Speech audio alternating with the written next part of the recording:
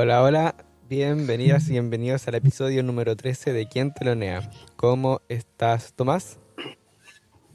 Hola David, acá andamos súper bien y muy contentos de esta nueva entrega muy entretenida que tenemos preparada para nuestros auditores. ¿Cómo estás, Oliver? Muy bien, gracias Tommy. ¿Cómo estás, David? Acá vamos sobreviviendo y asumiendo el día a día, con hartas cosas que surgen, pero poniéndole el pecho a las balas, por así decirlo. Eso. Muy bien. Bueno, hoy día tenemos una entrega especial relacionada a un tema que no hemos abarcado de manera adecuada en otra entrega, que es el deporte en general, ¿cierto? Y para eso tenemos a dos grandes invitados.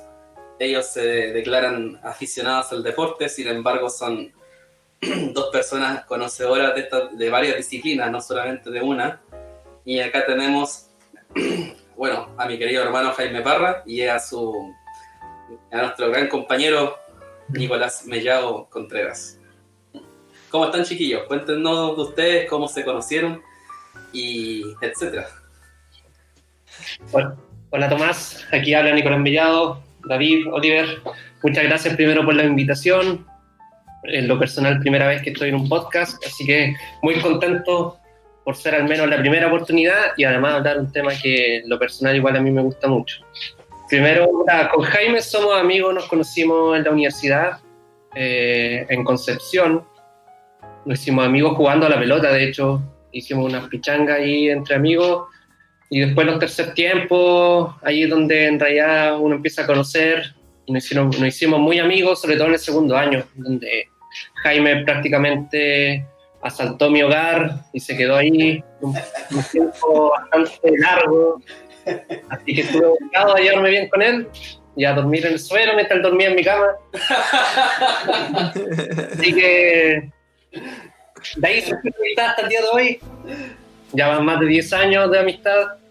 Y bueno, en realidad uno de los temas siempre que hemos tenido en común, entre otros, es el fútbol, principalmente el fútbol. Yo he tratado de introducirlo a que vea otras ramas, otros deportes, igual demuestra interés, así que esto igual es una buena oportunidad para poder conversar y poder explayarse sobre otros temas, no tan monotemáticos cuando uno habla de deportes de fútbol, sino también hay muchas otras disciplinas muy lindas, muy interesantes y que hacen vibrar tanto como el fútbol, que es la pasión de multitudes, obviamente.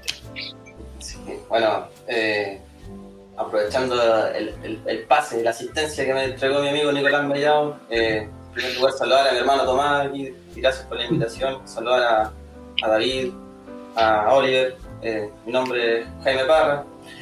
Bueno, confirmando lo que decía mi amigo Nicolás, nos conocimos en la universidad. Confirmo todos esos asaltos también que hice en su casa. Yo tuve muy malos momentos y Nicolás siempre estuvo ahí conmigo, así que se lo agradezco. Y también tuvimos mucho bueno, ya como decía, nos hicimos amigos en los tercer tiempos, pero más tercer tiempos que partidos mismos. Y bueno, así como para reflejar más o menos el interés que tenemos con Nicolás respecto a estos temas. Ya recuerdo las últimas juntas, por ejemplo, en Concepción. Yo iba para su casa, hacíamos algo para comer, algún asadito, alguna parrillada, o compartíamos algún sándwich, una cerveza. Y mientras conversábamos, mientras bebíamos algo, a veces el Nico estaba haciendo mancuerna y yo en la bicicleta estática, y mientras conversábamos decíamos todo eso a la vez, veíamos un partido de NBA. Sí. o poníamos Sport Center y veíamos noticias de deporte y nos acordamos de anécdotas, y así podíamos estar mucho rato hablando, y para eso hacía una pausa, escuchábamos música y nos acordamos también de otros músicos que también tienen alguna relación con el deporte. Bueno, y muchas veces yo le comentaba a Tomás y a mi familia conversaciones que tenía con mis amigos, y y justamente Tomás cachaba la dinámica que tenía con el Nico y nos invitó a su podcast. Y desde ya les digo muchas gracias por la invitación. Bueno, refrendo lo mismo que dijo Jaime, uniéndome a ello. Muchas gracias por la invitación. Esperamos que sea una conversación grata donde podemos abarcar. Gracias a ustedes por venir. Bueno, bacán, po. Demos inicio entonces a esta charla, po. Primero que nada, bueno, yo sé que ustedes encontraron en el fútbol una relación unificadora, ¿cierto? De amistad y de temas de conversación y etcétera, pero lo que queremos como mostrar hoy día, más que hablar del tecnicismo del fútbol, más que hablar o del deporte en general, hablar quizás de las personas que lo hacen, ¿ya?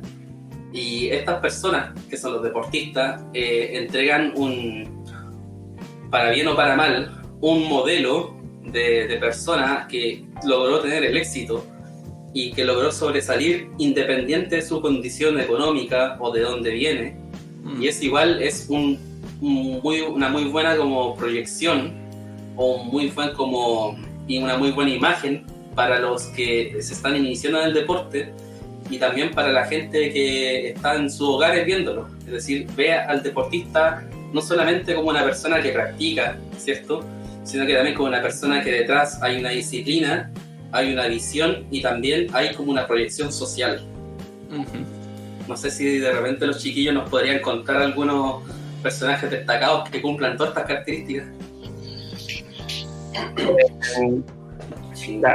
En primer lugar, tal como tú lo decías, Tomás, el deporte es una plataforma muy importante para llegar a las masas, porque la gente en general consume deporte de uno u otro modo. Siempre va a ser una instancia para que la gente se pueda reunir, como es el fútbol o algún evento deportivo importante como por ejemplo los Juegos Olímpicos, algún mundial de cualquier otro deporte. Por tanto, el deporte siempre va a ser una plataforma para llegar a la sociedad. Y desde ese punto de vista nosotros podemos ver el deporte, una opinión muy personal, el deporte igual grafica muy bien las diferencias sociales que existen en nuestro país, en el mundo entero, donde hay deportes que son muy elitistas, donde el acceso a la práctica de un deporte como es el polo, como es el golf, el tenis, tiene muy poco acceso a toda la sociedad, a diferencia como lo son el fútbol, el básquetbol, que basta con que tenga un balón, ni siquiera un balón profesional, basta con una pelota de papel, como decíamos el otro día, para jugar a la pelota y reunirte con un par de niños de tu edad para poder practicarlo.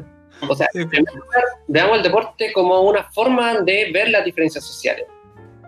Poner el ejemplo en nuestro país, Chile tiene una tradición tenística, es el deporte más exitoso a nivel de títulos en nuestro país. No olvidemos que tenemos un ex número uno del mundo, tenemos medallistas olímpicos que han sido también top 10, pero también ves en el gran espectro que existe, son muy pocos los tenistas que ha habido al menos a nivel exitoso en nuestro país, a diferencia con otros países, por ejemplo, como Argentina. Argentina, tú levantas una piedra y sacas un deportista de élite, cuando en Chile no ocurre eso mismo. O sea, ya viendo la diferencia en el acceso al deporte, se ven las diferencias sociales. Así es. Esto en primer lugar como una cuestión introductoria. En cambio, el fútbol, tú ves nuestros máximos exponentes son deportistas que comienzan o tienen un origen bastante precario, de lugares donde en realidad es más factible terminar siendo un delincuente que ser un deportista exitoso. El mismo Gary Medel ha puesto como ejemplo que si no fuera por el fútbol estaría muerto, estaría en la cárcel. Misma situación se puede aplicar tanto a Arturo Vidal, a Charles Arangui, a Eduardo Vargas, donde son muy pocos los casos del éxito, porque no lo miramos a nivel de talento. Ellos son sujetos extremadamente talentosos, de un nivel tanto físico, técnico, mental, sino que también no es tanta la diferencia que puede existir con otros jóvenes, pero los otros jóvenes, quizás cuánto talento se ha dejado de lado por las mismas condiciones en que viven todas estas personas. Por eso ellos son sujetos bastante excepcionales en ese sentido, que pudieron levantarse frente a la adversidad económica, social y estigmatización social que pueden sufrir ellos mismos. Claro. Tú ves a Arturo Vidal que comete algún error y se le saca en cara inmediatamente que es un borracho, que es un alcohólico, que mira cómo habla, mira cómo se viste, que parece delincuente, narcotraficante con esos tatuajes. O sea, aquí también hay una cuestión de estigmatización hacia la persona, que si eres bueno te enaltecen, si eres malo eres lo peor de la sociedad. Bueno, pero eso mismo pasa también con la música, en el rock especialmente. O sea, mira las grandes bandas de rock, inmediatamente un rockstar comete algún, no sé si error será la palabra, pero alguna actividad reprochada socialmente, y mira cómo está vestido, mira su pelo, mira sus tatuajes, mira que es un borracho, mira que se droga, etcétera. Exacto, son actividades distintas pero con un trasfondo igual bastante similar. Claro, la diferencia es que diría yo que depende igual mucho de la disciplina de la que provengas, en el que el acto que sea que haga es reprochado socialmente de manera positiva o negativa, ¿cachai? Donde igual hay como una diferenciación, porque, por ejemplo, no sé, Gary Medel tira una chuchada en la cancha, o tiene algún pleito, el tiro reprochado como desde el aspecto profesional y cosas así, pero uno ve un político que se manda unas cagadas que realmente son dolorosas para la sociedad, y mucha gente no huevea mucho, ¿cachai? Claro. Bueno, igual hay que relativizar un poco las cosas, porque las consecuencias, muchas veces las consecuencias de los actos de los deportistas, hay consecuencias no solamente sociales, como estamos hablando, ¿cierto? De que guían conductas o que guían opiniones, ¿cierto? En las masas, sobre todo con lo masificado que están las redes sociales, sino también hay consecuencias muchas veces económicas, porque no olvidemos que los grandes deportistas están auspiciados, y muchas veces se les ha quitado sponsors, se les ha quitado apoyo, ¿cierto? Por actos que implican ensuciar la imagen de la marca. Entonces, el deportista hoy en día hay múltiples factores que analizar: sus orígenes, la condición social, ¿cierto?, por la que está determinada, su disciplina, y también que el ser deportista no hay que banalizar el hecho de ser deportista, porque tú eres deportista y es toda una vida de trabajo, sin mirar en menos, obviamente, ninguna carrera universitaria o técnico profesional, pero tú estudias una carrera 3, 4, 5 años y listo, y empezás a hacer tu carrera y para adelante. Pero el deportista muchas veces está toda una vida trabajando para recién ver sus frutos económicos entre los 20 y los 30 años según la disciplina. Entonces es un trabajo de toda una vida. De verdad que es multifactorial, son muchos aspectos a analizar respecto a la vida de los deportistas. No, y otro punto importante que podemos ver, lo hablamos en su momento, es que cuando tú eres un deportista de elite, exitoso, y sumándole de un deporte masivo, llámese fútbol, tenis, básquetbol, empieza a ser foco de la luz pública. Ya eres parte de esta farándula que existe en la sociedad, donde los medios te siguen, los medios investigan qué hiciste en tu día libre, qué no hiciste en tu día libre, por qué dijiste esto, por qué hiciste esto. Al final, el deportista debe ser un ejemplo para miles y millones de seguidores. No sé, pues, algo tan simple como cuando Ronaldo a la final del 2002 se cortó el pelo, se dejó pelo solo en la parte delantera. ¿Cuántos niños en todo el mundo salieron con ese mismo corte de pelo? O alguien después con David Beckham, todo el mismo estilo de pelo, la misma forma de vestirse, etcétera. O sea, ellos marcan tendencia, ellos son un modelo a seguir, por tanto, ellos están en el ojo de la sociedad para juzgarte como tanto para elevarte. Entonces, el rol social que cumple un deportista, quiéralo o no, es así. Por ejemplo, hay una comparación muy importante. No sé si ustedes vieron un documental de Netflix, The Last Dance, que es la última temporada de Michael Jordan con los Chicago Bulls. Espectacular. En esto hay un episodio muy importante que ocurre durante Michael Jordan. Michael Jordan, ahí dicho sea de paso, es quizás el mejor basquetbolista de todos los tiempos y además el deportista más lucrativo de la historia. O sea, él ya es de por sí una marca publicitaria muy, muy fuerte. Nike es lo que es hoy gracias a Michael Jordan. Y en Estados Unidos existe mucho lo del tema racial, que hoy en día está muy en boga con la muerte del policía que mató a este hombre asfixiando, a Floyd. Y hay un episodio a principios de los 90, finales de los 80, no recuerdo muy bien, donde existía una candidatura a senador, si no me equivoco, era un hombre republicano contra otro tipo conservador republicano, y obviamente quien seguía saber la opinión de Michael Jordan. Y le preguntaron y dijo, no, los republicanos igual compran zapatillas, porque su marca principal era la zapatilla, la Jordan Air. Y eso creó polémica, o sea, al final nunca se mojó el potito, como se dice, frente a esta situación. Él solo pensaba en el nivel lucrativo de esta marca que era Jordan, entonces no se iba a quemar. Entonces pongan la comparación hoy día que el mejor deportista basquetbolista es LeBron James.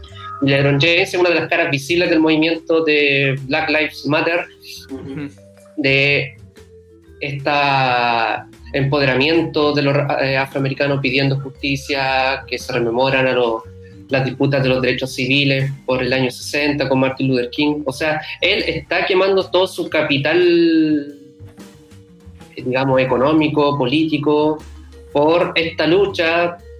Tú puedes cuestionar qué motivos puede tener o no, pero él está ahí enfrentándose directamente con el presidente, tirándose encima a los políticos, a esta clase conservadora que existe en Estados Unidos y que es muy poderosa hoy en día. Piensa que pagaron una fianza de más de $1 millón por los policías que estuvieron presos por el asesinato de George Floyd. O sea, estamos hablando de un poder adquisitivo muy fuerte, y él está poniendo su cara junto a muchos otros basquetbolistas, dicho sea de paso, pero él, como es el mejor jugador del mundo, es muy importante mostrar ese ejemplo.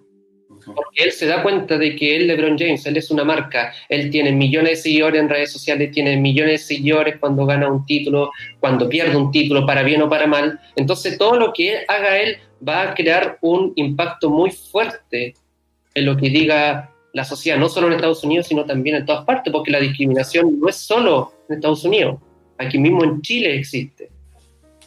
Un ejemplo más terrenal, más criollo. Olvidamos cuando Jambo Seyur utilizó su segundo apellido, Coliqueo, sí, en la camiseta, en un momento igual complicado. Sí, o sea, es un jugador y dio que hablar. Y es un tipo muy, muy aterrizado, muy conectado con el acontecer país. Entonces sí, efectivamente los deportistas tienen un rol que cumplir y tienen influencia. Si no olvidemos que casi todos los deportistas tienen redes sociales y todo se viraliza muy rápido en redes sociales, así que es evidente el impacto que tienen en muchas áreas, en el marketing, en generar opinión, en mover tendencia, así que es innegable ese aspecto. Pero igual aterrizamos aquí al plebiscito. Todos quedan en la opinión. ¿Qué es lo que opinan los deportistas?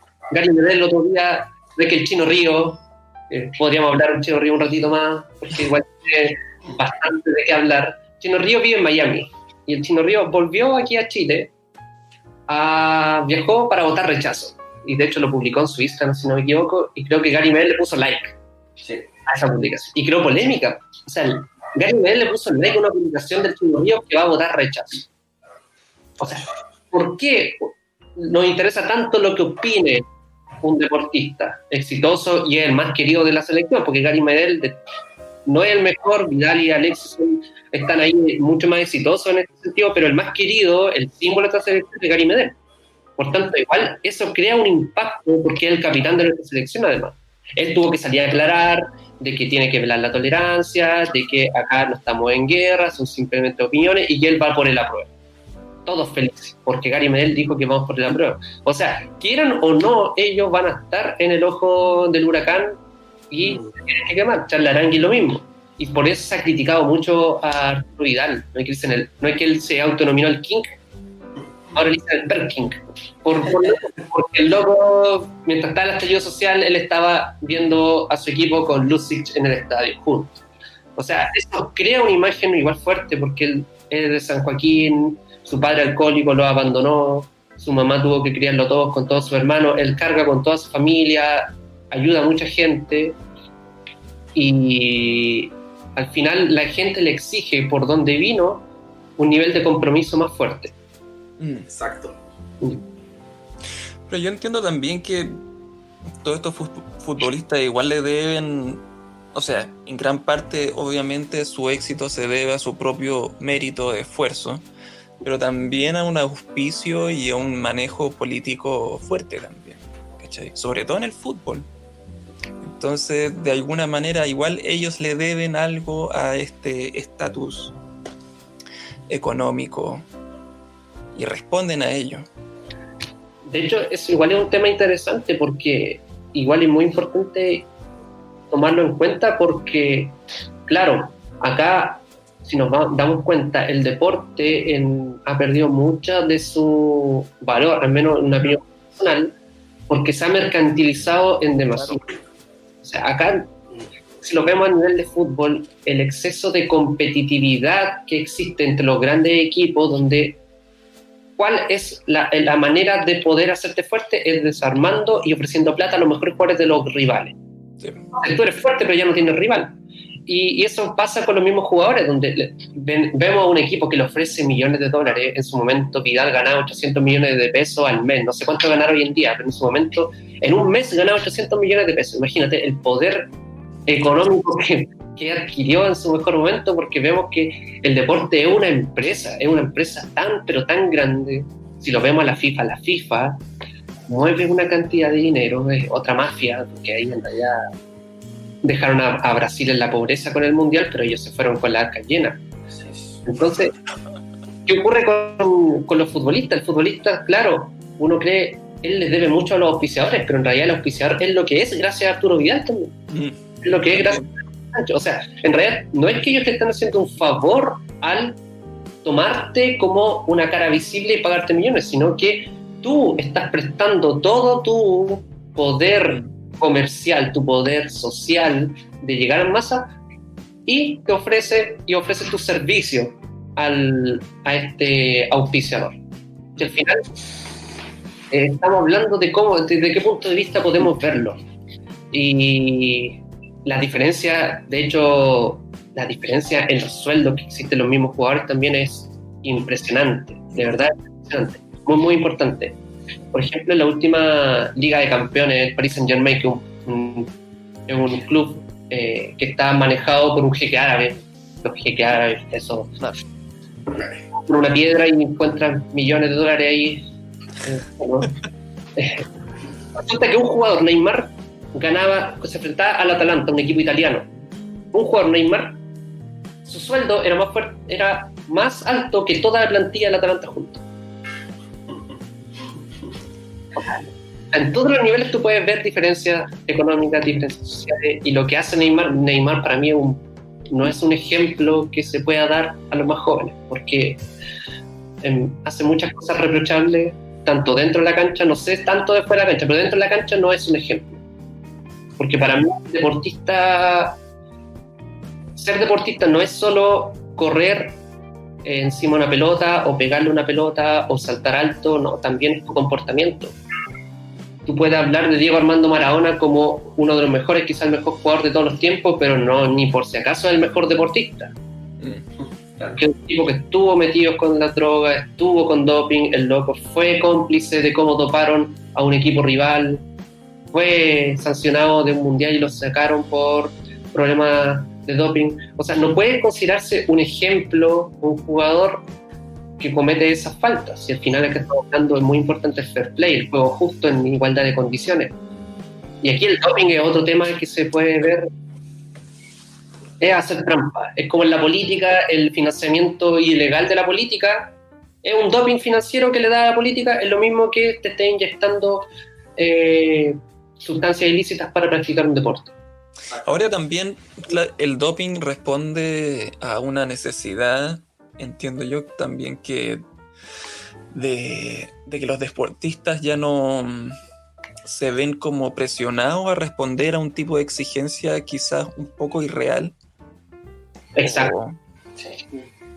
De hecho, responde tanto a eso, si lo vemos desde el punto de vista muy personal del deportista, es decir, el deportista se está a un nivel de exigencia que él ya no puede, o competir con tipos que son tan extraordinarios que tú no puedes alcanzar el nivel de ellos, puede que por eso lo puede llevar. Es una simple conjetura. Pero también obedece a también una política gubernamental. Por ejemplo, está muy en boga el tema, por ejemplo, en los países del bloque de la Unión Soviética, sobre todo que se veía a nivel de los Juegos Olímpicos. En los Juegos Olímpicos, por ejemplo, en la Alemania Oriental se descubrió que tenía un programa de dopaje de todos sus deportistas. Porque como ellos, dentro de su bloque, decían, nosotros somos los mejores, ¿y cuál es la mejor forma de expresar nuestra superioridad? A través del deporte. Lo hizo Hitler con la Alemania nazi en los Juegos Olímpicos del 36, donde él quería mostrarle al mundo de que la Alemania nazi, la raza aria, era superior a todas. ¿Qué ocurrió en esos Juegos Olímpicos? Viene un afroamericano, Jesse Owens, un atleta norteamericano, y ganó todas las pruebas, ganó 4 oros. ¿Ya? Y Hitler se negó ahí a darle la medalla, envió a otra persona. ¿Ya? Claro. La Unión Soviética con la Alemania Oriental siempre lideraron los medalleros en los Juegos Olímpicos. De hecho, la Unión Soviética siempre le derrotó a los Estados Unidos, y obviamente existe la acusación de que ellos tenían programas de dopaje. Así, de hecho, hoy en día Rusia está con esos programas de dopaje con acusaciones. De hecho, hay algunos documentales en Netflix. De hecho, la Federación de Atletismo de Rusia estuvo suspendida para los últimos Juegos Olímpicos, pero también existen acusaciones del bloque de Rusia para Estados Unidos. Al final, acá estamos hablando de potencia, otra forma de geopolítica donde quieren demostrar su superioridad en todos los ámbitos, no solo en el ámbito económico, militar, político, sino también deportivo, porque el deporte mueve masa. Y ahí ves el poder. Hoy en día China lo mismo. China está liderando en todo y pone a los niños desde chicos en condiciones, vaya a saber en qué condiciones, para poder competir. Y los Juegos Olímpicos es la oportunidad para poder demostrar esa superioridad. Es la oportunidad, porque todos los ven. Es uno de los eventos deportivos más vistos en el mundo. Millones y millones de televidentes.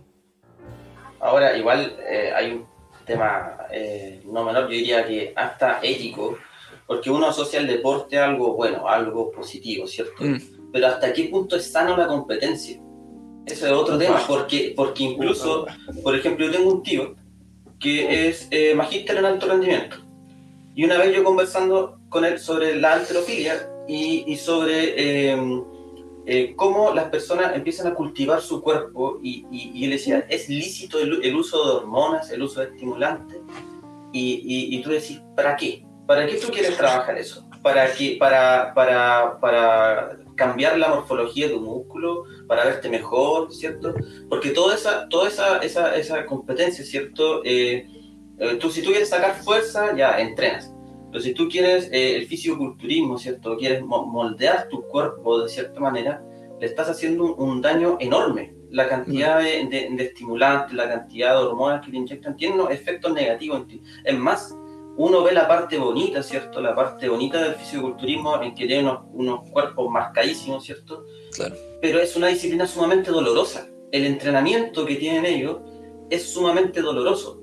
Ahí vaya a saber uno si a ellos les gusta el dolor o qué tolerancia tienen al dolor, eso ya para otro tema. Pero ¿hasta qué punto es sano la competencia?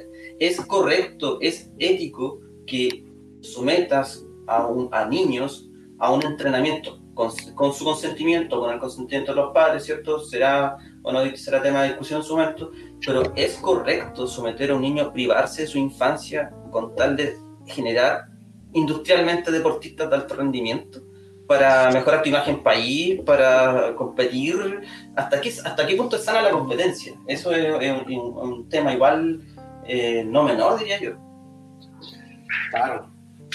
Oye, acá me surge a mí un tema igual que es visible. Bueno, todo tipo de capitalización, ¿cierto? De cualquier cosa querrámoslo o no, tiene como una consecuencia la desigualdad, ¿cierto? Es decir, tenemos una alta industria de ciertos deportes, pero por otro lado tenemos a otros deportes que quedan fuera de esta industria y que por ende igual queda fuera mucha gente. En el caso de Chile la desigualdad se ve acentuada en este sentido porque tenemos una sobreelevación, ¿cierto?, de la figura del deportista, del futbolista y quizá del tenista, pero de repente se nos olvida que en un tiempo fuimos número 1 en hockey femenino, se nos olvida que tenemos karatecas que son oro, ¿cierto?, cinturones negros, se nos olvida de que en artes marciales Chile siempre ha sido una potencia, ¿cierto?, en el deporte. Entonces, y todo ello han tenido que hacerlo como con el esfuerzo de los papás, ¿cierto? Porque el Estado chileno ni tampoco las organizaciones deportivas chilenas han querido visibilizar mucho el éxito deportivo de gimnastas, de karatecas, de gente que practica taekwondo, etcétera, o hockey patín, que igual tuvimos una muy buena selección de hockey patín un tiempo.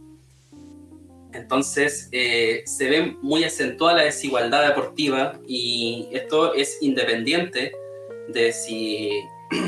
bueno, también tuvimos una persona que lanzaba la bala, ¿cierto? Arqueros hemos tenido, arqueros de flecha me refiero, Sí. que han tenido excelente rendimiento deportivo y independiente de dónde vengan, sean cuicos o vengan de una población marginal, han salido con el apoyo de los padres, ¿cachai? En los torneos, en viajar al extranjero a competir, etcétera. De hecho, un claro ejemplo es Tomás González. Tomás González, nuestro gimnasta más destacado en la historia, tiene medallas panamericanas, tiene medallas en Odesur, en Copas Mundiales, fue cuarto lugar en Londres 2012, en el salto, si no me equivoco, a punto de ganar una medalla ahí, y con su esfuerzo personal simplemente, él en un momento tuvo que pedir auspiciador y fue Farca el que lo ayudó. Claro. O sea, tuvo que venir un empresario porque lo hicieron por redes sociales y él es de la billetera igual bien fácil y lo auspició. O sea, ¿estoy criticando eso? No. Si alguien de su propio bolsillo quiere auspiciar a alguien, bienvenido sea. De hecho, debería ser así una constante. Pero acá igual responde a la política de gobierno de cómo están manejando el deporte. Acá, Chile, en un deporte que es la lucha grecorromana, nacionalizó a un deportista cubano que a nivel mundial es de los mejores del mundo. Solo que cuando hablan de lucha grecorromana, creo que por país solo puede clasificar uno a los Juegos Olímpicos. Y el mejor luchador de la lucha grecorromana es un cubano. Y este cubano era el segundo, de los mejores del mundo, pero no podía porque estaba el otro que ha ganado 4 medallas seguidas, desde el 2008 hasta el 2018. O sea, él no podía competir. Entonces, ¿qué hizo? Se nacionalizó chileno para poder competir y en los Panamericanos sacó medalla de bronce. Perdió, de hecho, con el cubano en semifinal. ¿Qué crítica hizo este deportista? Dijo que él, desde muy pequeño, empezó a practicar todos los deportes y le hacían una especie de pruebas para determinar cuál deporte tú eres mejor. Entonces, él se decantó por la lucha grecorromana y a los 15 años él ya estaba compitiendo al más alto nivel a nivel mundial y con los mejores del mundo. Y ya tenía toda la preparación. Y se dio cuenta que acá en Chile, los de 17, 18 años no tienen opción. O sea, recién están determinando a qué deporte se van a dedicar, cuando eso debería ser un tema de formación. O sea, esto responde igual a un tipo de política, ya sea estatal o privada, de desarrollo del deporte. En los colegios, no sé, con letras, no hay instalaciones. Hay un patio donde hay un par de arcos y todos juegan a la pelota, pero nada más que eso. No hay programas de atletismo, no hay programas de gimnasia, no hay programas de otros deportes similares como natación. Sí, pues de todas maneras que hay una ambivalencia en cuanto a cómo se involucra el Estado en la formación del deporte y cómo el Estado también ocupa el deporte para fines políticos. O sea, cuando a la hora de formar a alguien y apoyarlo económicamente para su formación, no está ese apoyo. Pero cuando esa persona logra surgir y ganarse el reconocimiento por cuenta propia y por su propio esfuerzo, ahí sí el Estado hace uso de estas personas. Claro. Exacto, de hecho, este deporte hizo exactamente esa crítica. Que aquí esperan que el joven deportista, la joven deportista, gane una medalla para que le llegue todos los pisos. Claro. O sea, gana, arréglatelas, gana y luego te ayudamos. Claro. Cuando te vamos a ayudar para que tú puedas ganar. Claro. Ni siquiera ganar, poder competir, si al final hay mucho. Sí. Tomás González, de hecho, una vez no pudo ir a un mundial porque no lo inscribieron. Claro. O sea, las federaciones ahí, de verdad es un tema muy, muy importante. Y tengo que hacer ese mismo con Argentina. Argentina en todos los niveles tiene deportistas, son actuales subcampeones en básquetbol, en voleibol están en la elite mundial, en rugby. Juegan ahora no se está jugando el 4 Naciones, pero está por el COVID, pero están en la elite mundial, en hockey patín, en hockey sobre césped. No son buenos hockey sobre hielo porque les falta hielo, ¿no? Pero estarían ahí. O sea, al final Chile, todas las carencias que tiene Chile responde a una cuestión económica y de voluntad política. Y si somos subsidiarios para todos somos subsidiarios, es impresionante. O sea, imagínate, yo me pongo en el lugar. Imagínate a Alexis Sánchez, el milagro del desierto, de Tocopilla llega a la elite mundial. Nunca hubo un peso parte del Estado, y más encima cuando gana toda esa plata por medio de sus representantes, ¿cierto? Es un problema generalizado con los futbolistas, tienen que asesorarse para evitar una doble tributación. O sea, nunca te apoyaron, y más encima cuando ganáis los 800 millones tenéis que ver cómo capitalizáis todos esos millones. Puta, tengo que pagar impuesto a la renta en Inglaterra o donde esté viviendo ahora en Italia, y después todos esos ingresos que me traigan después para acá, ver cómo evito que doble tribute en Chile. O sea, me pegan el doble de palo y nunca me apoyaron. O sea, la vida del futbolista realmente tiene que estar asesorado por todos lados, así como socialmente, económicamente, legalmente. Bueno, por algo tienen managers igual. Oye, ese mismo tema tributario, Alexis Sánchez con otros futbolistas, Mascherano, por ejemplo, Messi, estuvieron siendo acusados por evasión tributaria en países, ¿y tú crees que ellos lo hicieron a conciencia? ¿Tú crees? Uno que es profesional no tiene idea de cómo tributar, tiene que ser un profesional para saber de tributo. O sea, ahí hay gente profesional que se aprovechan, le dicen, oye, vamos a hacer esta movida para que paguen menos, y ellos dicen, ya, dale, no, sin tener conciencia de lo que están haciendo. Sí, es totalmente. Y es un tema no menor, igual, porque ellos quieren al final como evasores de impuestos. Uh-huh. O estás cometiendo un delito. Así es. Es un temazo igual, o sea, ya eso escapa tal vez a lo central de hoy, pero es como para que todo lo que hemos tocado, la gente hemos pasado por hemos tocado el tema de la infancia, lo sano de la competencia, lo histórico, lo racial, lo económico, el marketing, de todos los aspectos que hemos someramente tocado y solamente hablando de deporte, o sea, y principalmente de fútbol, en realidad, sí, es mucho. Sí. De hecho, muy importante igual lo de los Juegos Olímpicos. Sí. Hablar de los Juegos Olímpicos igual es importante porque es el evento mundial donde se reúnen todos los deportes. Son muy pocos los deportes que van entre todos los deportes, todos los deportistas se reúnen para luchar por esta presea dorada de plata y de bronce. Y donde Chile, imagínate, en el 2004 ha sido los únicos Juegos Olímpicos donde hemos tenido medallas de oro, y donde otros países, un solo deportista, por ejemplo Michael Phelps, tiene más de 20 medallas, solo él. Sí. Solo él. O sea, ahí es donde se marcan también diferencias entre tanto deportistas como diferencias entre países, donde un país con alto rendimiento saca rédito en los Juegos Olímpicos, y una muy buena forma de hacer la comparación en el trabajo que se está haciendo en uno u otro lugar. También ha sido ocupado para eventos. De hecho, hay una película que trata sobre un hecho muy impactante que ocurrió en los Juegos Olímpicos de Múnich el 72, que hubo una masacre. ¿Ya? Hubo una masacre, un atentado terrorista que fue por palestinos, donde mataron a unos miembros del equipo olímpico de Israel. o sea, 11 miembros fueron tomados rehenes y fueron asesinados por una organización de liberación de Palestina.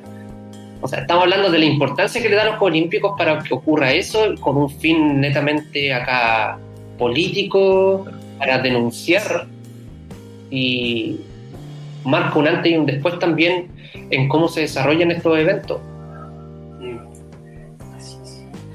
Sí, pues que es cuático los Juegos Olímpicos porque la cosa nacional está clara, es como el tema. ¿Ah? En el fútbol está un poco cubierto, ¿ah?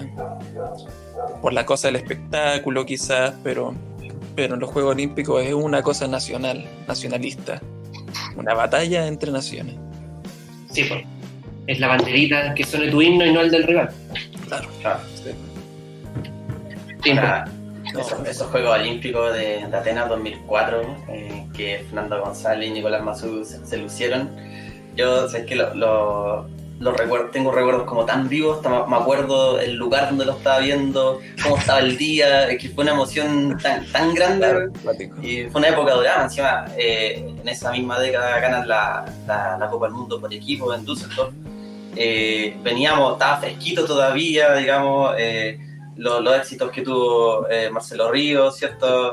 Entonces fue una época, o sea, yo de verdad personalmente me siento afortunado de haber sido un televidente de aquella época, porque de verdad se disfrutan mucho los éxitos del país, pero también nos tocó bailar con la fea. Me acuerdo que para el Mundial de Corea-Japón 2002, en las clasificatorias, Chile quedó último, y perdimos 2-0 contra Venezuela en el Estadio Nacional, cosa que yo nunca había visto ver a Chile último.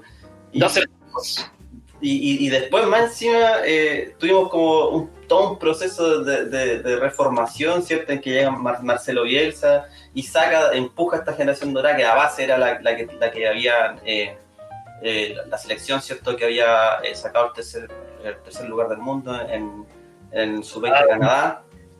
Y esa es la base que todavía nos está dando que comer en el fútbol todavía, pues. O sea, una vez que se vaya, que se retire esa generación dorada acá en Chile, ya no sé qué vamos a hacer. Vamos a tener que ver otro deporte, vamos a tener que investigar qué jugadores en la cantera nacional van a dar el ancho para cargar con esa historia. Es que ahí vemos el poder que tiene el fútbol, por eso es la pasión de multitudes. Si el fútbol en sí, para practicarlo, no discrimina, todos podemos jugar fútbol. Sí. Basta que arrugue un pedazo de papel, le ponga un scotch y listo, tiene una pelota y puedes jugar. Sí. Ahora, es cosa, claro, como decís tú, igual de tema de voluntad y de cómo vive el deporte. Yo siempre me pregunto, ayer estábamos hablando con Nico. Nosotros tenemos como un especial, no sé si decir cariño o interés por los deportistas balcánicos.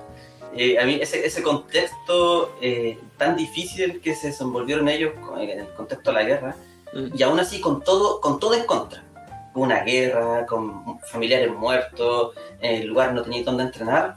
En esos contextos te sacaron deportistas en básquet, en fútbol, y de elite, o sea, los mejores del mundo. Había, por ejemplo, hay una tenista, es Ana Ivanovic, que es de la misma, son, ¿cómo te explico? Estaban como en el mismo club de entrenamiento con Novak Djokovic, y en ese momento no había ningún centro de tenis con las condiciones óptimas donde entrenar. ¿Y qué pasó? Adaptaron una piscina olímpica donde podías frontonear o podías hacer partido, y tampoco te podías tirar la pelota muy esquinada, porque si llegabas peligrosamente a la esquina te podías caer contra la pared de la piscina, ¿cachai? Y aún así, con todas esas condiciones precarias, sacaron a dos número uno, o sea, Ana Ivanovic, mujer, y Novak Djokovic, hombre. El actual número uno del mundo, de hecho. Actual número uno del mundo. O por ejemplo, esa historia, hay un documental que me lo recomendó Nicolás, que ayer lo estamos comentando, Once Brothers, sobre la historia de dos basquetbolistas de la NBA, que justamente salieron de la ex Yugoslavia a jugar y fueron campeones del mundo, fueron medallistas olímpicos, y por problemas de división entre sus países, uno era serbio, ¿cierto? Y el otro era croata, se va todo al carajo. Y tú decís, oye, si uniéramos a todos estos deportistas, a los croatas, a los serbios, a los eslovenos, puta, en tantas disciplinas haríamos equipazos, pero se disolvió por temas políticos. Y de hecho, por ejemplo, estamos hablando de deportistas que se criaron así desde muy jóvenes, jugando por equipo, representando su selección. Por ejemplo, la selección sub-20 de fútbol de Yugoslavia fue campeón del mundo sub-20 en Chile el 87. Y esa misma selección, después los mismos jugadores en un episodio del año 90, donde hay dos equipos, Estrella Roja de Belgrado contra el Dinamo de Zagreb, los dos grandes equipos de la Yugoslavia en esa época, hubo un conflicto entre los barristas y la policía serbia, que en ese caso era Serbia, empiezan a golpear a los rivales, ¿ya? A los hinchas que eran principalmente croatas. Y el capitán en ese tiempo del Dinamo Zagreb, que luego era capitán de la selección de Croacia, le pega una patada voladora a un policía. Y eso marca igual un punto de inflexión en el conflicto balcánico, donde otrora eran compañeros de equipo de selección, luego eran rivales. Lo mismo pasó con la selección de básquetbol que contaba Jaime, que en la historia de Vlade Divac con Drazen Petrovic, que era uno el serbio y el otro croata, muy amigos. Cuando salen campeones del mundo hay un conflicto porque un hincha fue a celebrar con una bandera de Croacia y Vlade Divac, que era serbio, le quitó la bandera diciendo que este es un triunfo de Yugoslavia y no de Croacia. No con la intención como de reprimirlo en sí mismo, al menos lo que dice él, sino de decir, saquemos temas políticos, geopolíticos de este tema, esto es Yugoslavia y somos campeones. Y eso creó un antes y un después y nos volvieron a hablarse. Y de hecho, uno después de ello tuvo un accidente, falleció, y los otros amigos nunca pudieron reconciliarse. Claro. O sea, es una historia muy, muy triste, que obviamente ese es un pequeño resumen, se lo recomiendo. Es un documental muy bueno porque extrapola cómo la guerra separó a toda una tremenda generación de deportistas, quizá la más talentosa de la historia de Europa o del básquetbol fuera de Estados Unidos, y que privó al mundo, de hecho, al mundo deportivo, porque siempre se habla de esto, privó al mundo de ver una de las selecciones más fuertes, no solo de fútbol, sino también de básquetbol, también de voleibol, selección de tenis. Tanto Serbia como Croacia han ganado la Copa Davis. Serbia y Montenegro ganó el Eurobásquet, que es la Eurocopa de básquetbol, también la ganó Eslovenia, Croacia ha estado también ahí peleando, y 3 naciones que antes eran una sola. Por ejemplo, hay un jugador que le gusta mucho a Jaime, que es su favorito, que es Luka Modric. Él es capitán de la selección de Croacia, y él, por ejemplo, su abuelo fue fusilado por los serbios. O sea, estamos hablando de una generación que se crió en la guerra. Como decía Djokovic, tenía que entrenar y a veces tenía que esconder porque había un bombardeo de las fuerzas de la OTAN a Serbia, porque este es un conflicto que empezó como los Balcanes, pero después ya se quedó simplemente en Serbia contra Yugoslavia en ese tiempo, hasta que se luego digregó, quedó como Serbia y Montenegro, y oficialmente Serbia desde el año 2008, por ahí más o menos.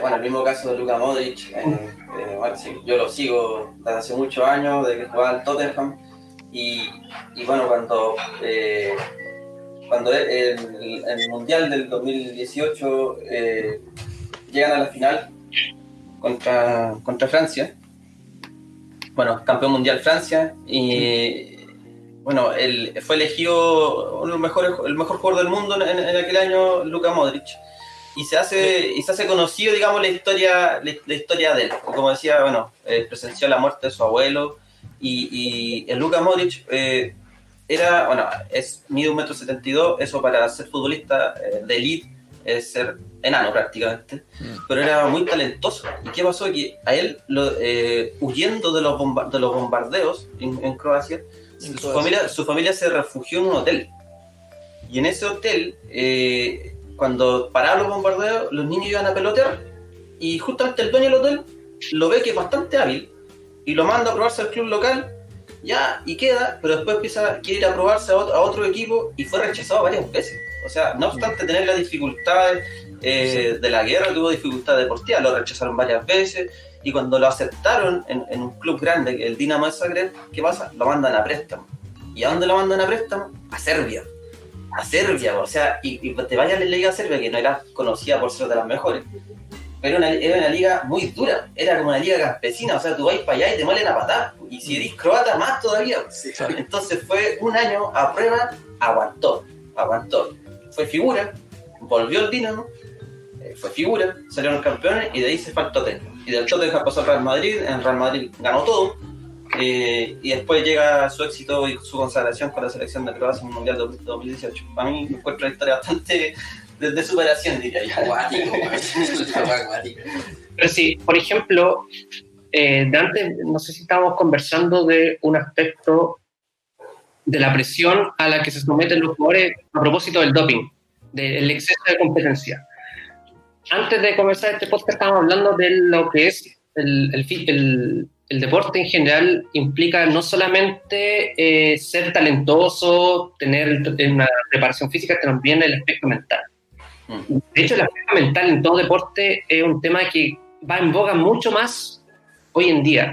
Hay muchos jugadores que están, por decirlo de alguna forma, saliendo del closet en este punto de vista, señalando sus problemas de ansiedad, problemas de depresión, producto del exceso de competitividad. Y a propósito del conflicto británico, Novak Djokovic, que a propósito, igual yo hablo siempre de Djokovic porque es mi deportista favorito, de todos los deportes, es mi favorito. Él es de los últimos 10 años el tenista más exitoso del mundo, el mejor del mundo, es que ha estado más tiempo, ha ganado más torneos, más tiempo número 1 del mundo, y él se caracteriza por un punto el hecho de, en los momentos decisivos, marcar la diferencia. Es decir, está más contra las cuerdas, mejor juega. Da vuelta a partido, da vuelta a puntos de partidos contra los mejores jugadores del mundo. Entonces, él en el aspecto mental es superior a los demás, junto a Rafa Nadal, que igual es otro fuera de ser en ese aspecto. Pero a él le preguntaron una vez por qué era tan fuerte, porque él dijo, bueno, yo me tuve que criar en la guerra, yo tenía que arrancar de un bombardeo mientras entrenaba, por tanto, si tú te crías en un ambiente así, donde estás frente al constante peligro de morir, obviamente cualquier otra cosa significa una situación mucho menos estresante. Sí.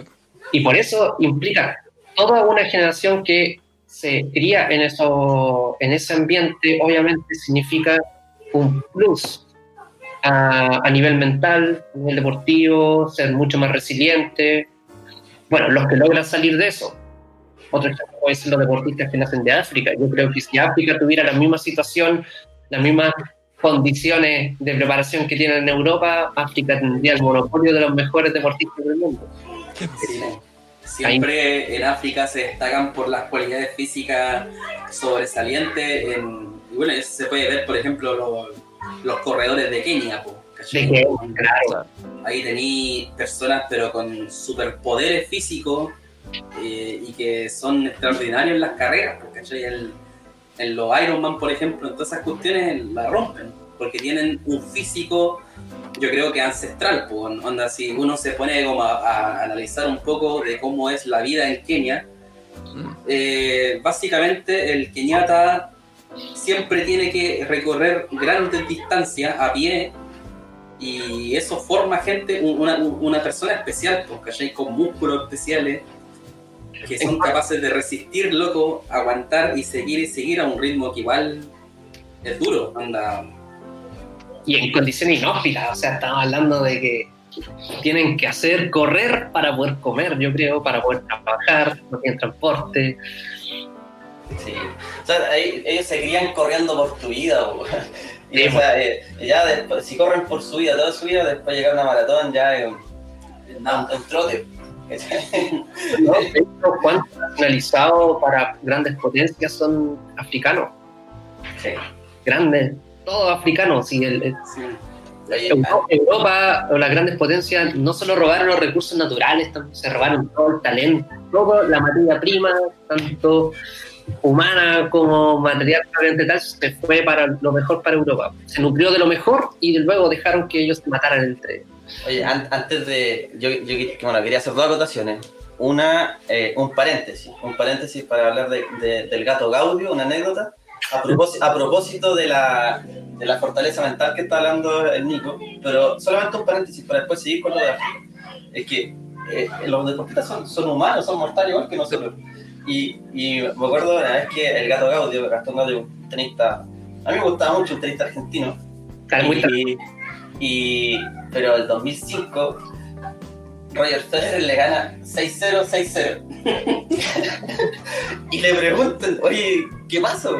Y al tiempo después, pero en una entrevista, dice que fue en el Masters de Shanghái, en China, que la noche anterior la polola le había hecho una escena de celo a 20.000 kilómetros. Dijo, me hicieron una escena de celo a 20.000 kilómetros toda la noche. Estuvo toda la noche discutiendo con la polola y al otro día le tocaba jugar contra Roger Federer, se fue malizo. Entonces, son personas igual que nosotros y igual tienen un mal día o una mala noche en este caso.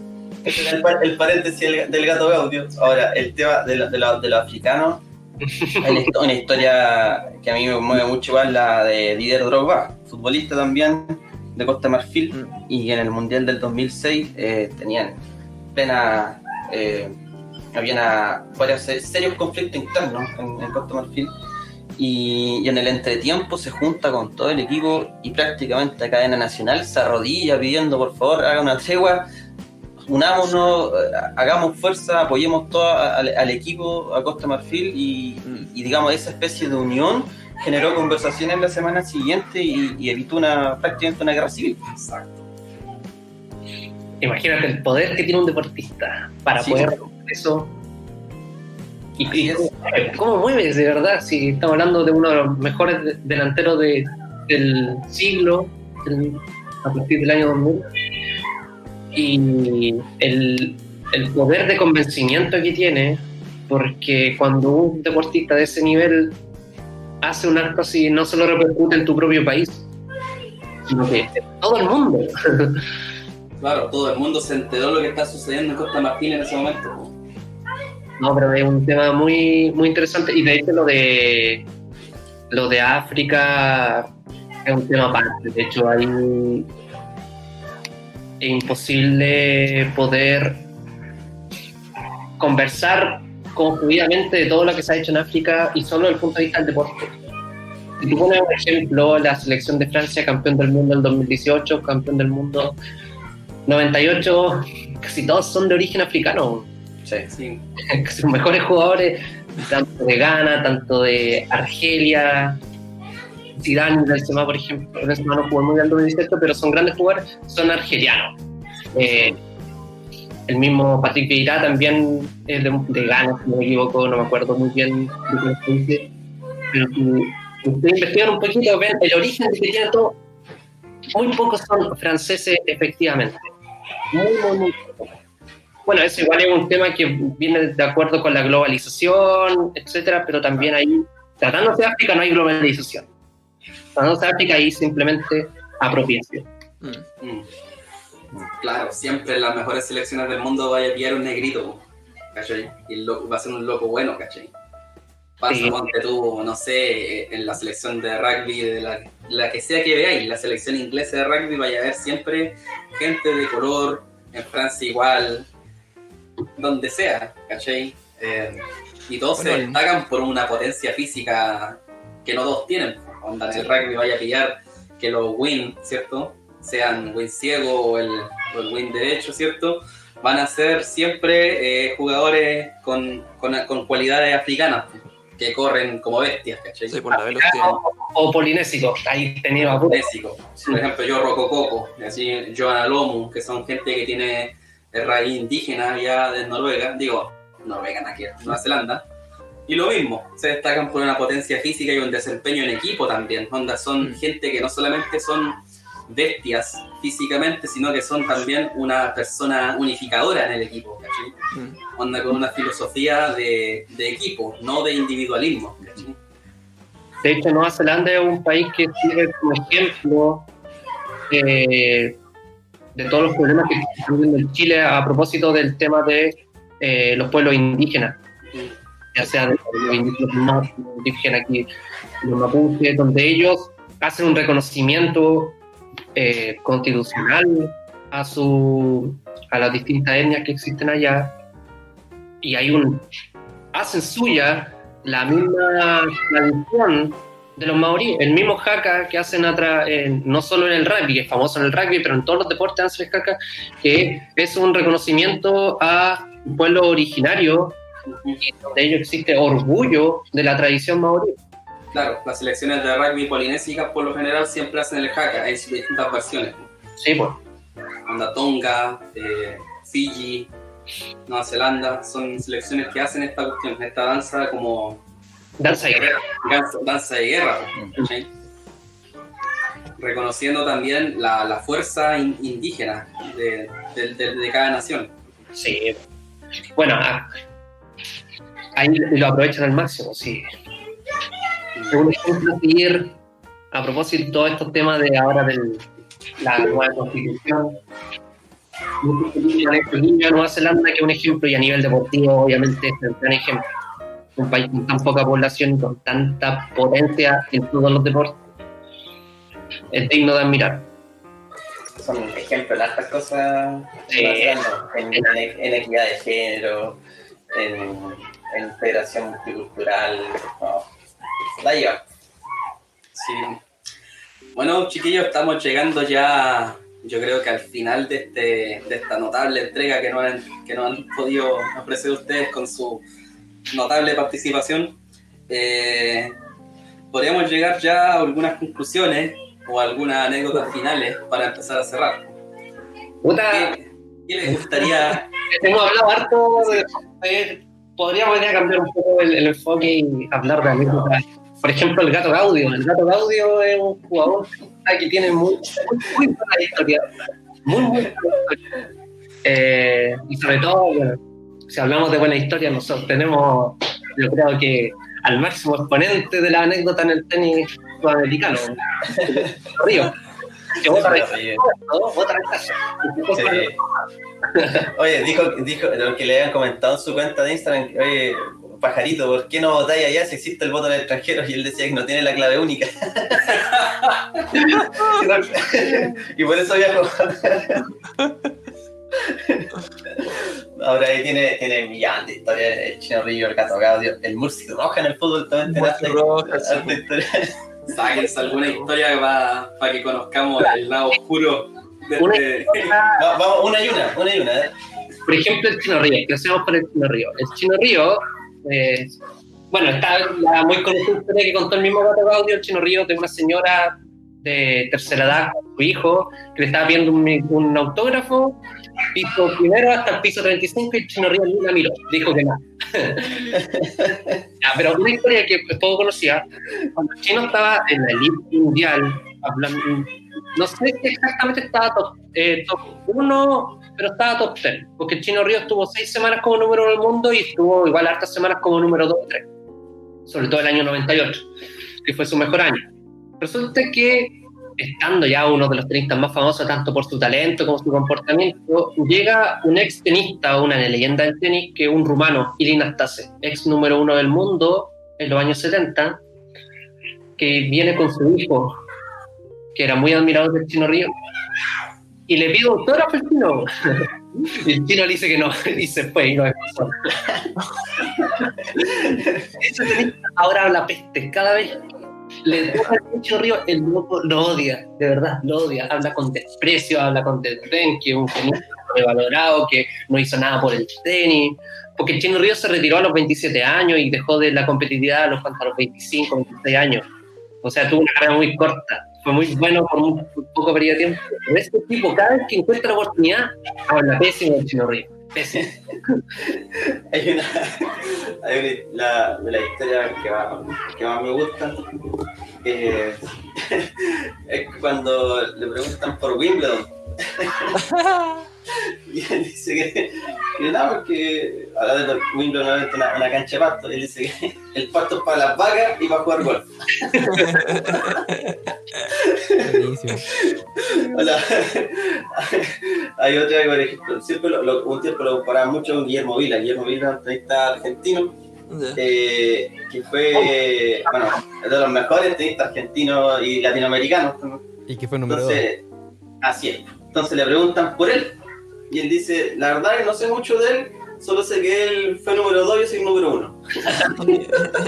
Obvio, eso, pero creo mucha polémica porque existe un tema, el sistema ATP para poder hacer los rankings cambió.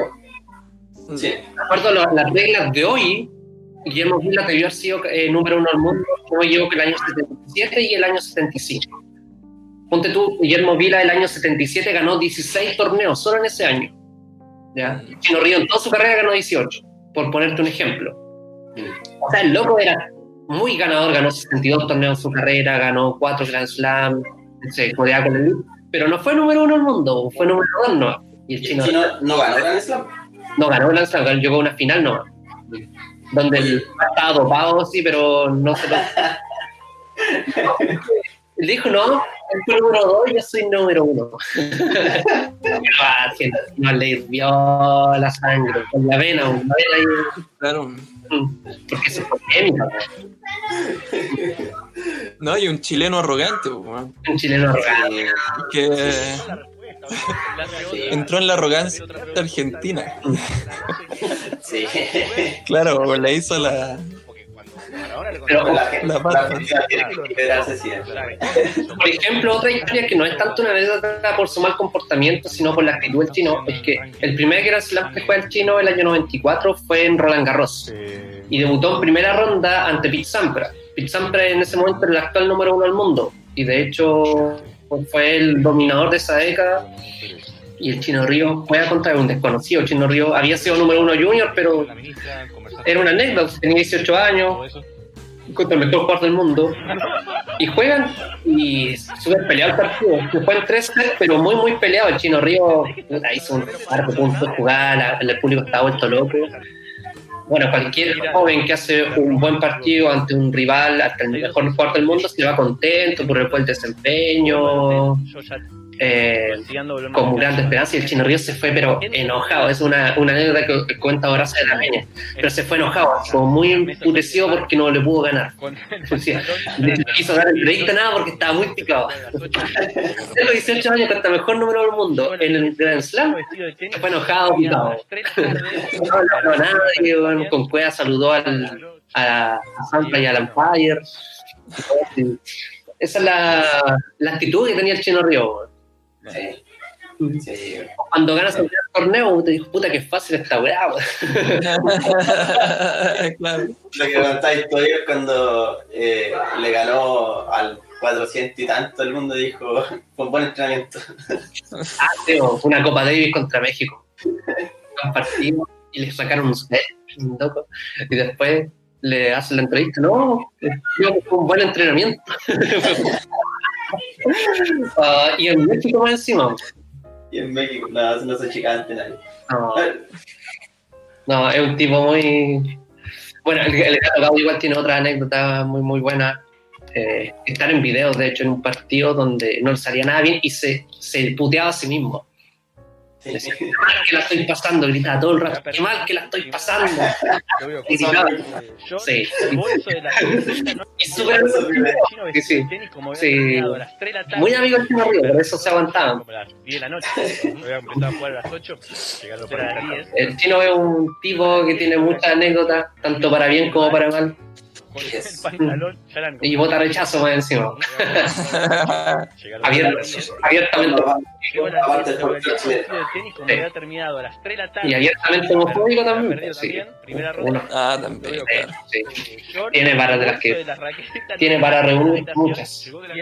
Homofóbico y también, ¿cómo se llama? Sexista. Tiene una opinión acerca del tenis femenino, pero atroz. Sí. Una vez creo que con Serena Williams la dominadora del, es como la Roger, la similar a Roger Federer en el tenis femenino. Roger Federer y la Serena Williams en el masculino. El nivel de dominio que tuvieron en este siglo es muy similar. Si no ríes como pesca un loco de 500 del mundo y le gana Ácido. Bueno, yo Innecesario eso. pierdo Por ahí va. aproximadamente Por ahí 8 va. minutos. 6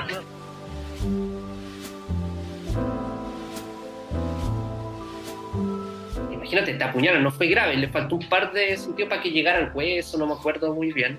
No fue tan gravedad la apuñalada, pero igual fue el golpe psicológico que significó para ella, que estuvo fuera del torneo como 2 o 3 años.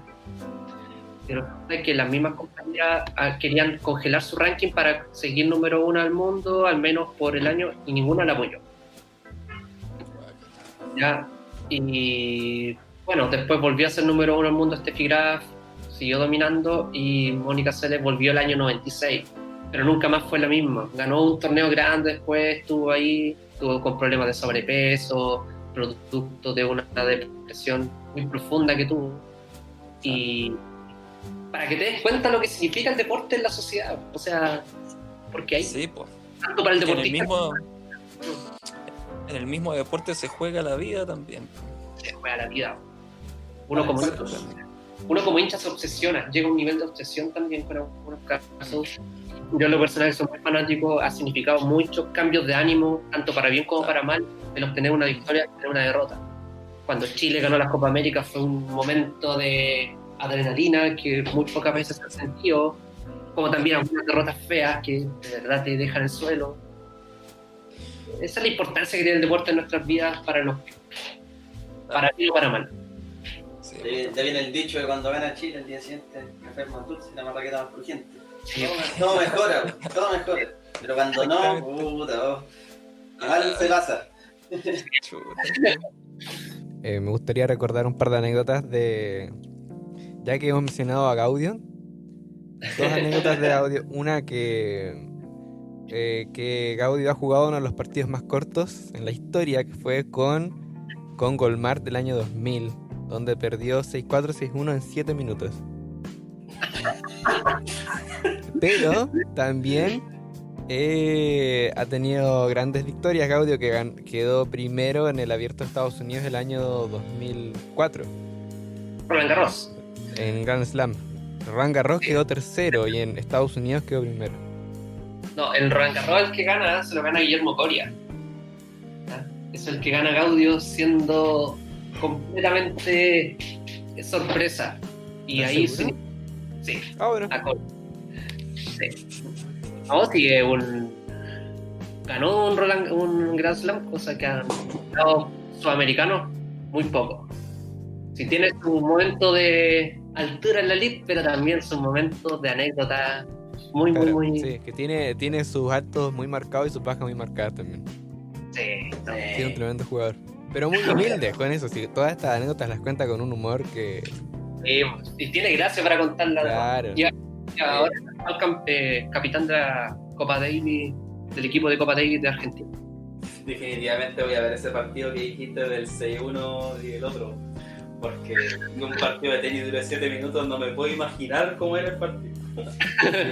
Es como difícil de imaginárselo así, como en cámara rápida, como haría así, ¿no? Un tremendo personaje el Gato Gaudio. Sí, Seguirlo, y hacer un canal, es tema de tesis de psicología. Ah, sí. absolutamente. Qué tremendo. Bueno, y en esta Ya. sintonía, a la estimada audiencia, si llegaron hasta este punto, les invitamos a dar like, suscribirse y comentar. Y nos estamos viendo en un próximo episodio. Eso. Muchas Bueno, gracias por venir, gracias. Muchas gracias a Nicolás y a Jaime por haber venido. A ver si nos volvemos a ver en un próximo Sí. episodio. Muchas gracias por la invitación, muchachos. Ha sido muy agradable, muy recreativo. Sí. Y esperemos poder estar en alguna otra oportunidad. Muchas gracias, chicos, por su invitación. De verdad fue un momento súper agradable. Bueno, hasta luego. Hasta luego. Hasta luego.